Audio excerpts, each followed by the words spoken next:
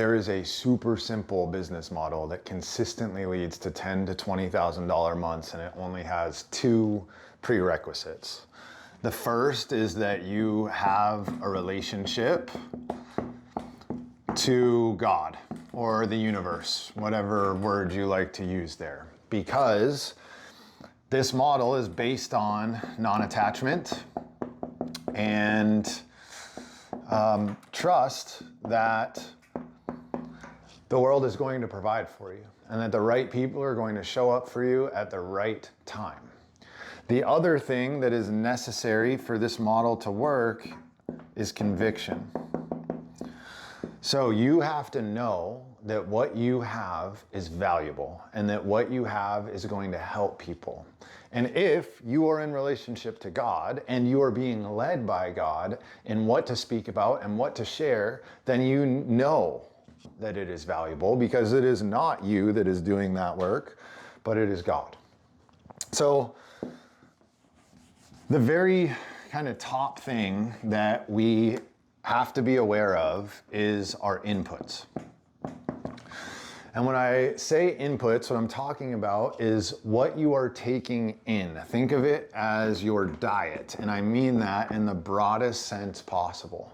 So yes, your food is a vital input. We have to keep our vessel clear because it is through our body that our intuition works, that God presents different energies to us. And if you can't feel when your energy shifts because you're inflamed, because we're not eating great food, well, we're gonna miss out on a lot of potential information. Next up is your social media.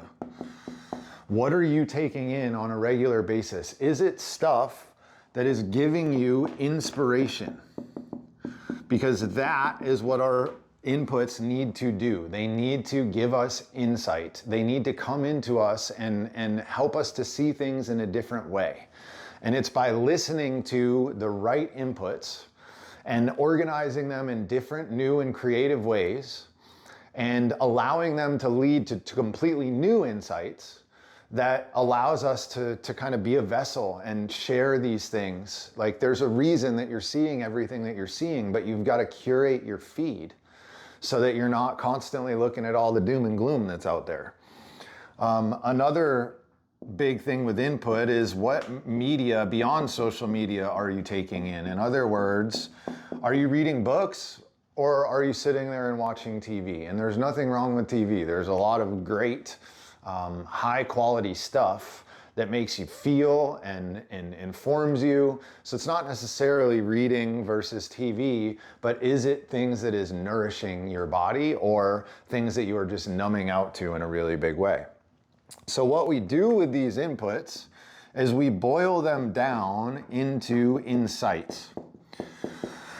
So you will begin to crystallize new ways of thinking, new ways of seeing things. It's up to us, the connected ones, the more sensitive ones, the ones that can see things that other people can't see, to capture these insights and then to share them in a way that the world can understand, in a way that resonates. So we don't just say what we feel. We have to go into our creative hut and get with God and figure out what are people going to be able to hear. So we have to hear, and then we have to figure out how to reframe it so that other people can hear it as well. So this does not need to be complicated. Like all you need is a notebook. Grab a little notebook, like a little 3x5 that you can keep in your back pocket and just write down your insights as they drop in, or do it on the notes app in your phone. And as you get insights, you will feel which ones are the ones that are for you, that you still need to integrate and take in, and which ones are for you to share with the world. And we want to make sure when we are sharing insights that they are fully landed inside of our being. So what I mean by that is we can't still be processing them. It can't be something we're in the middle of. It's something that we've already processed, that we already figured out, that already makes sense to us.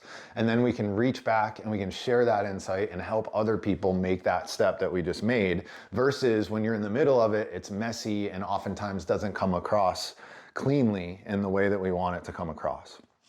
Okay, so we capture insights. We figure out a way to make them be heard. And then with those insights, from those inputs, the next step is to create. And when we create, there's an energy that is really, really important. And it's one that a lot of people try to get themselves out of. And that energy is one of boredom.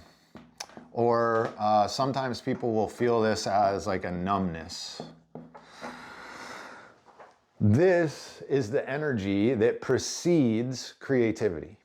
So if you don't have some sort of stillness practice in place where you can sit in quiet and empty your mind and just be with what is and be with what things are happening, you're never going to be able to transmute your insights into creativity that is going to impact the world. Because it is from this bored state that we're able to tap into, the void or the feminine, the fertile ground that all ideas emerge from, that everything emerges from. We connect to that place from boredom, and then when the time is right, this is all about trusting, again, one of our prerequisites, trusting in God's timing. When the time is right, from that void will emerge a video or a piece of writing or a post or whatever it is. But the only way that we can make that happen is to be bored, to trust in the numbness, to trust in the emptiness. Now, when we create, we also need to think about where we are going to put these things. So the common advice that's out there is you need to pick a niche, you need to always say the same thing, you need to focus on one platform, and I just call bullshit on that. The reality of the situation is, if you are trying to go viral, yes, those are the things that you need to follow. But when you are led by God, you will find that the right people come into your life at the right time simply by trusting this process of gathering insights, going into the boredom, and creating something. Now, we've got to let go. If this is our method, our model, we've got to let go of the vanity metrics. And this is what a lot of people are chasing. In other words, hearts on social media, or 1 million subs on YouTube or Instagram or TikTok. They want these giant numbers. But the reality of the situation is, people that double tap their phone screen aren't necessarily the people that are going to engage in your offer. So by chasing virality, you are actually missing out on the right people. You're missing out on getting it to the people whose message you need to hear, because the reality of this style of creation is that it is not going to be, for the most part, some people will, I'm sure, but for the most part, the algorithm is not going to like it as much, because we're not doing these fast, jumpy cuts. We're not trying to grab everyone's attention. We're just sharing knowledge, right? Sharing wisdom. And there are ways to dress that up if that's your vibe, but the point here is that you do not have to do that. It is more than enough to trust that when you create, you will find the right people at the right time after you let go of those vanity metrics. Now, if we don't need to niche down and we don't need to pick a platform and all of those things, how do we do this? Well, what kind of insight is coming through? What structure is maybe a good word? Does the insight want? So when these insights come through, Sometimes you will feel that they want to be written down. Sometimes you will feel that they want to be a video. Sometimes you will sense that it needs to be 2 minutes, and sometimes you'll sense that it needs to be 22 minutes. And so based on the insight, we can have different platforms that capture different things for us. And when we broaden that out, it gives us a massive sense of freedom because we don't feel like we have to niche ourselves down and put ourselves into a box.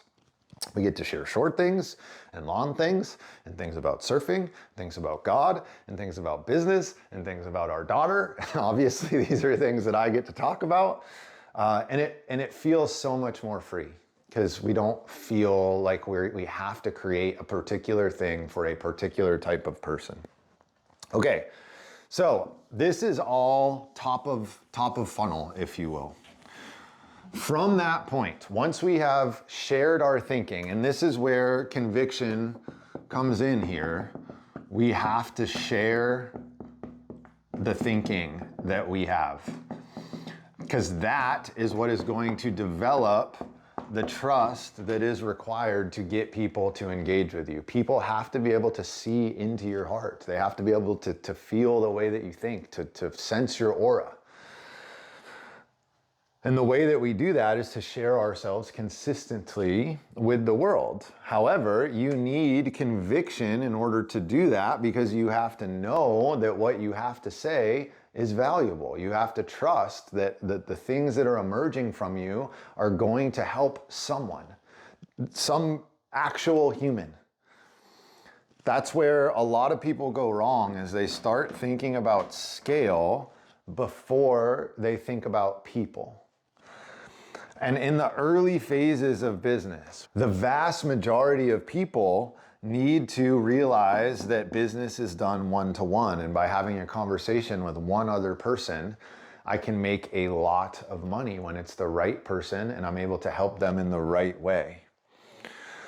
So after we share our thinking, the next step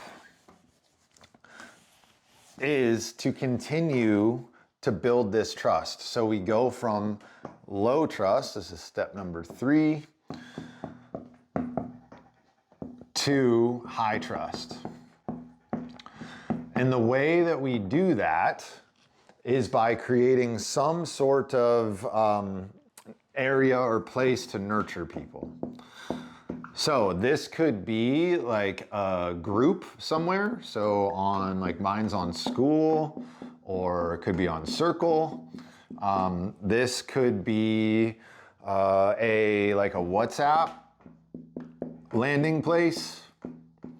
It could be an email list. The point is that you have an ability to get in front of the people who saw your insights that you shared out in the world and want to enter into your sphere. They want to enter into your solar system, if you will.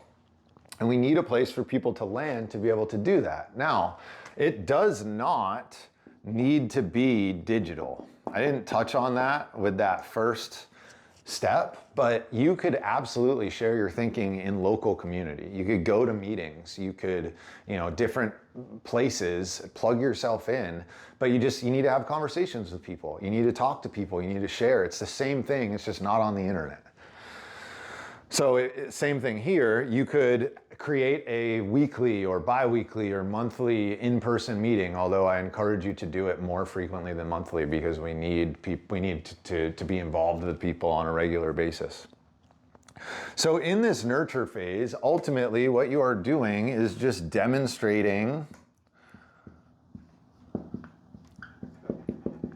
value and your uniqueness, essentially, like your view, your hot take on how the world works and what people might want to think about or how people might think differently to get the outcome that they want to get.